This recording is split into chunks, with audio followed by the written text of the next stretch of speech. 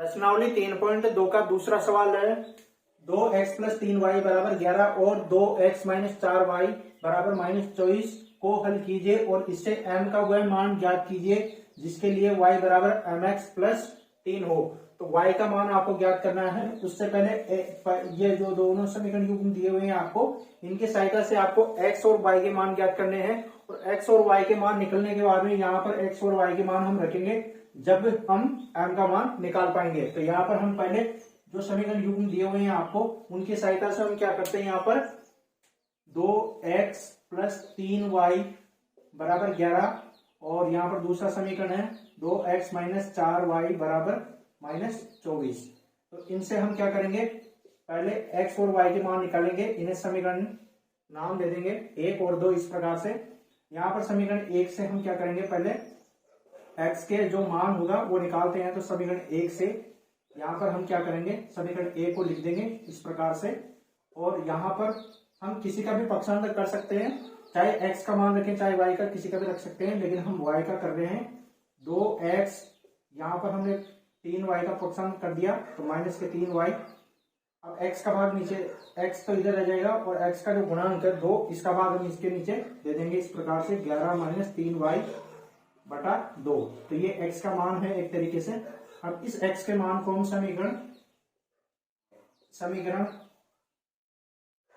अब क्या करेंगे, हम x के मान को इस x के मान को किसमें रखेंगे, समीकरण 2 में। ठीक है, क्योंकि हमने पहले समीकरण 1 को लेकर हल करना शुरू किया था। तो यहाँ समीकरण 2 में मान रखने पर, तो समीकरण 2 में मान रखते हैं x का। ठीक है, तो यहाँ पर ये समीकरण 2 रही आपकी 2x की जगह हम ये मान रखेंगे 11 माइनस 3y बटा 2 माइनस 4y बराबर माइनस 24। ठीक है, इस प्रकार से हम क्या करेंगे, समीकरण 2 में y इस प्रकार से x का मान रख देंगे समीकरण 2 में यहाँ पर। अब यहाँ से 2 से 2 कैंसिल हो रहा है तो ये आ जाएगा आपके पास में 11 माइनस 3y माइनस 4y बराबर माइनस 24। ठीक है, यहाँ पर हम जोड़ लेंगे इनको तो ये हो जाएगा 11 माइनस 3y माइनस 4y, ये हो जाएगा माइनस का 7y बराबर माइनस का 24। ठीक है, इस प्रकार से। इसके बाद में हम यहाँ पर 11 माइनस 7y को इधर राइट हैंड साइड में पक्षांतर कर देंगे और माइनस 24 को इधर ले आएंगे तो ये हो जाएगा प्लस का 24 और माइनस 7y हो जाएगा प्लस का 7y। ठीक है, ये जुड़ के हो जाएगा आपका 35 7y।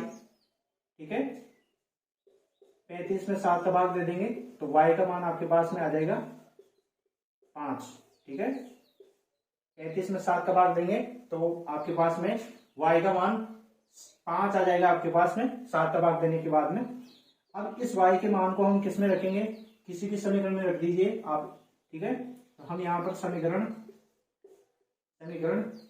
यहाँ पर इसको 3 नाम दे देते हैं क्योंकि यहाँ पर डायरेक्ट रखने में आ जाएगा। तो यहाँ पर हम क्या करेंगे, अब y का मान किसमें रखेंगे, y का मान समीकरण 3 में रखने पर, समीकरण 3 में रखेंगे तो x बराबर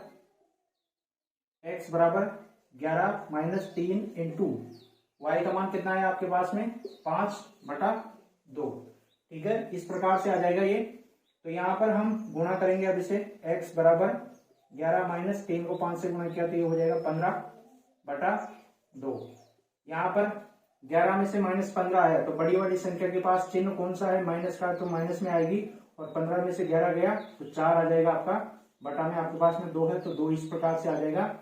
ठीक है, अब 2 का भाग देंगे, ठीक है, 4 में तो ये आ जाएगा x बराबर माइनस 2। तो x का मान आपके पास में आ गया है माइनस का 2 इस प्रकार से। अब आपको x और y के मान इसमें रखना है। ठीक है, तो यहां हम लिखेंगे कि x व y के मान y बराबर mx प्लस c में रखने पर एम का मान।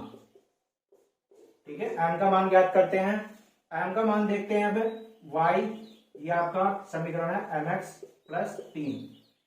वाई का मान आपके पास में कितना आया था, वाई का मान आया था 5, तो 5 बराबर यहां पर एम ब्रैकेट में, यहां पर एक्स का मान कितना है, -2 प्लस 3।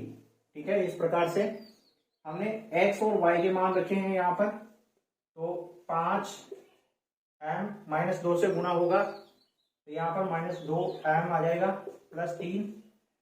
अब यहां पर हम 5 है, तो इस 3 का पक्षांतर 5 के पास में कर देंगे, तो ये हो जाएगा 5 - 3 बराबर -2 एम।